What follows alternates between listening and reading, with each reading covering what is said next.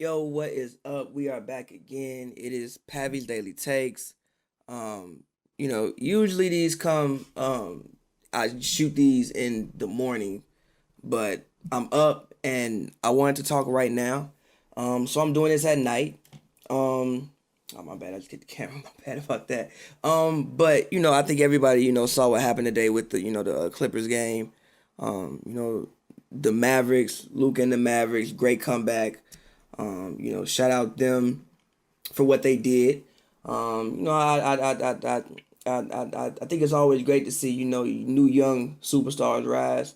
Um, you know, um, I don't want to sound like I'm downplaying the man performance because I think he played great. But when I was watching the game, for me, the story of the game was less about what Luca did, even though Luca was incredible. And like I said, I enjoyed it, and it's always great to see budding young superstars. And you just get the feeling that the league is in great hands for the next 10 years, 10, 15, 20 years or whatever. But it was more less about the Luca and the Mavericks or whatever, and about what the Clippers did. Like the Clippers, this wasn't it, man.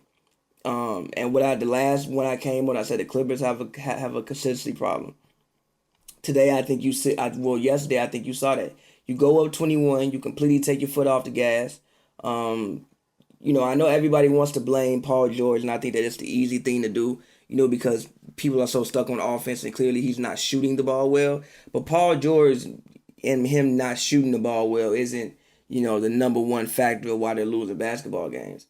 Um, they can win games when Paul George doesn't shoot well. I mean, actually, I was looking at it. He doesn't have to score 22, 23, 24, 25 points for them to win games. I was looking at it actually in the months of I think it was actually, let me be sure, let me not just say it, but in the months of um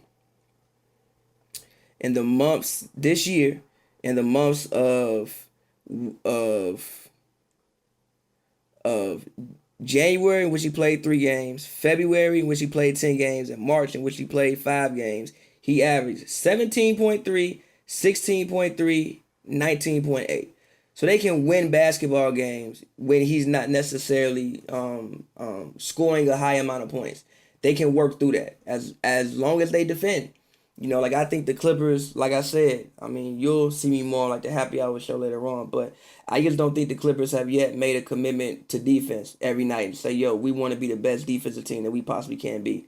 When I look at them, I don't think, I think to win with, this is for most teams, I think to win with offense, you need a historically great offense, which doesn't really come around too much. The Warriors had a historically great offense, even though they still did have a historically great defense actually as well. But they had a historically great offense. The Lakers, Magic Johnson had a historically great offense. Also, the Dallas Mavericks technically have the best offense in NBA history. They just do.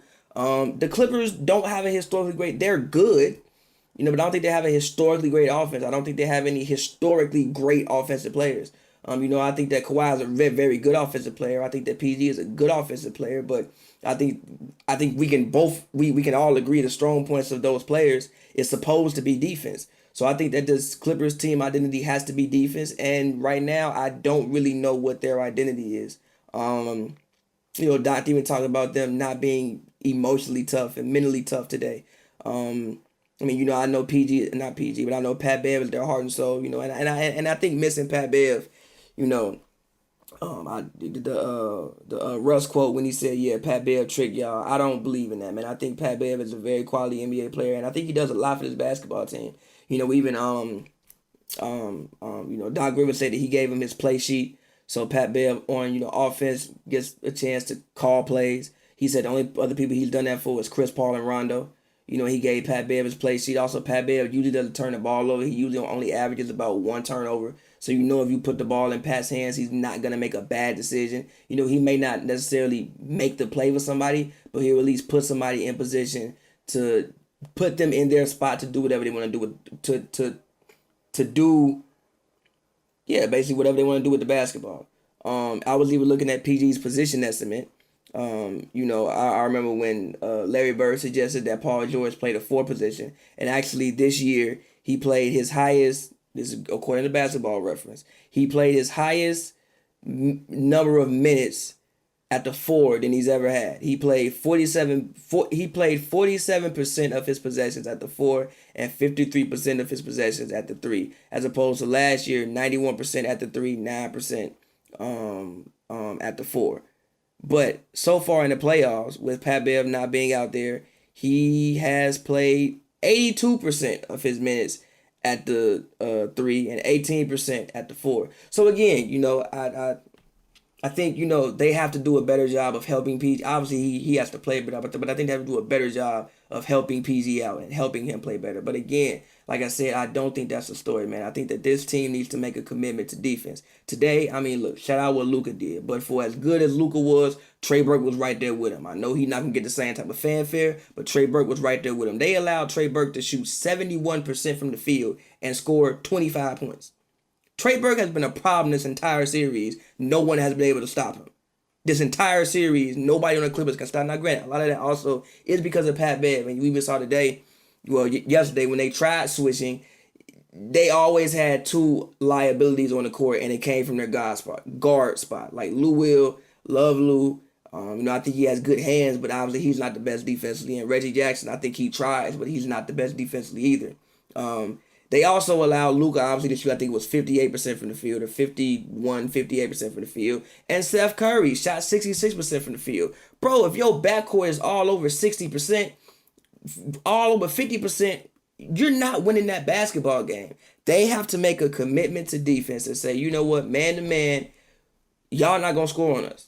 Or we going to make it very, very difficult for y'all to score on us. Again, even when I watched Luka and do what he did yesterday, I didn't get the feeling of like the Clippers tried everything that they could try. I was looking like, yo, you could try to trap the man. I mean, they did switch on him a couple times, but it took them like 20 minutes of game action with him just running wild to finally switch up the defensive scheme and do something else. They got to be better. All of them got to be better. Doc included. I love Doc, but he got to be better. I think Rick Carlisle, even, him inserting a guy like J.J. Barea, I actually think they increased the lead when they took Luka out and put J.J. Barea in the game. Having a secret weapon like J.J. to still be able to run a pick and roll and still kind of, obviously he's not Luka, but he can still kind of keep up some of the same offensive tempo that you had with Luka Doncic in the game. They all got to be better, and I think where it starts to get better is with defense. I just think they have to defend better, man, because the effort and the attention to detail as a team that I'm seeing right now just isn't acceptable. Like I said, in order to win with offense, you have to be a historically great offense, as in win big, like the Mavericks. Actually, if the Mavericks want to say, you know what, we want to beat you with our offense, they can do that because they are historically great, and they also, in the future, probably have a historically great offensive player, Luka Doncic. The Warriors, they had Steph Curry, they had Kevin Durant, they had historically great offensive players. The Lakers, they had Magic Johnson. Even the Bulls, when they were winning, that was a defensive team. Like, yeah, Michael Jordan could get you a bucket on anybody, but that was a defensive team. Most teams that win championships win with their defense. They usually have a guy who can get you a bucket, obviously, but they win with their defense unless they are a historically great offensive team. If the Clippers want to achieve what the Clippers want to achieve, which I assume is a championship, they have to make the commitment on every single possession that we are going to play defense. Because what I'm seeing right now is inexcusable. I understand Luka is great. The Mavericks can play. Again, they have one of the best offenses, the best offense in NBA history. With that being said, when you look on paper, the Clippers are supposed to, at least on paper, we said all year, everybody pretty much said all year that they got the best wing defense you have seen since Michael Jordan and Scottie Pippen. Well, you got to make that commitment Mike and Scottie made that commitment every single night. You got to make that commitment every single night defensively to go out there and be that. Now, obviously, like I said, Pat Bev isn't there. Hopefully Pat Bev can come back. And I think that, Pat Bev is huge for this basketball team. But this ain't it, man. And this is on everybody. And they got to fix it. You guys will hear more of my thoughts later on Pavi's Daily. Not later on the happy hour. This should be up in the morning for you guys. But they got to be better, man, because this wasn't it. What I saw today was honestly one of the most disappointing performances I think I've seen from the Clippers this season.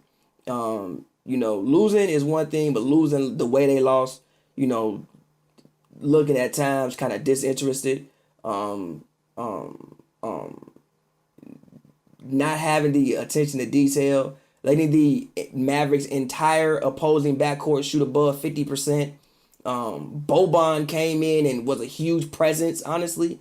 I think Boban at times rendered Trez unplayable. He couldn't really shoot over him, couldn't rebound over him. Also, Boban's screens were insane as well, which is one thing I don't think that people will, pick up on. But Boban sets great screens. He's a big body to get by, anyway. So, the Clippers had their work cut out for them, man. Again, I don't think the series is over. I think the Clippers still will win the series. But if they defend the way that they defended tonight, they're not winning this series. And even if they do, they won't make it very far in the playoffs. Because, the next round look like Utah going to be waiting for them. You're going to have to guard Utah. You're going to have to guard them guards. And it looked like the Clippers, like I said all year, have an issue with guarding guards. If Trey Burke going out there shooting 71%, shout out Trey Burke. But that ain't Donovan Mitchell. What you think Donovan Mitchell and Mike Conley going to do? If Trey Burke and Steph Curry going out there, what you think Donovan Mitchell and Mike Conley going to do? And Jordan Clarkson too. What you think they going to do? So again, man, the Clippers, they must make the commitment to defense. And I was disappointed with what I saw from them, yesterday.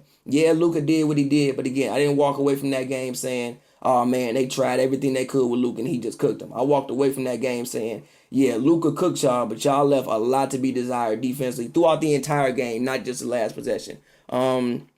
So again, you'll hear more of my thoughts on the happy hour. Me and Thomas argued about it more. But again, it's not all PG's fault. They have way bigger issues than just PG. He does need to play better. They also need to help him play better and not put him out there like he's a guard. Put him in the post, give him some post up opportunities. I only saw them do it literally once in this series. So he got to play better. The Clippers got to help him play better. That's one issue. But the bigger issue is that they need to play defense like the team that we assume that they would be on paper defensively. And they really haven't done that, honestly, all season, and definitely not in this series.